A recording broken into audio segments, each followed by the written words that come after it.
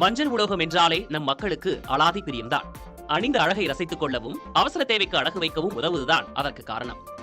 தங்கம் அணிவதை பாரம்பரியமாக கௌரவத்தின் அடையாளமாக நினைக்கும் நம் மக்கள் காரணங்களை தேடி பிடித்தாவது தங்கத்தை வாங்கி விடுகின்றனர். இதனால்தான் தங்கம் விலை உச்சத்தை தொட்டாலும் நகைக்கடைகளில் கூட்டம் குறைந்தபாடில்லை. 2024ஆம் ஆண்டு பிப்ரவரி மாதத்தில் அந்த ஆண்டுக்கான குறைந்த அளவாக தங்கம் ஒரு சவரன் 45,920 ரூபாய்க்கு விற்கப்பட்டது. அடுத்து வந்த நாட்களில் ஏற்ற இறக்கங்களுடன் காணப்பட்ட தங்கம் அக்டோபர் 31ஆம் தேதி அப்போதைய புதிய உச்சமாக ஒரு சவரன் 59,640 ரூபாய்க்கு விற்கப்பட்டது. இந்நிலையில் நடப்பாண்டின் ஜனவரி 22ஆம் தேதி வரலாறு காணாத ஏற்றமாக ஒரு சவரன் 60,200 ரூபாய்க்கு விற்கப்பட்டது. அமெரிக்காவின் அரசியல், பொருளாதார சூழல்கள், சர்வதேச அளவில் நிலவும் பதற்றங்கள், உள்நாட்டில் தேவை போன்றவை தங்கம் விலை உயர்வுக்கு காரணமாக கூறப்படுகிறது.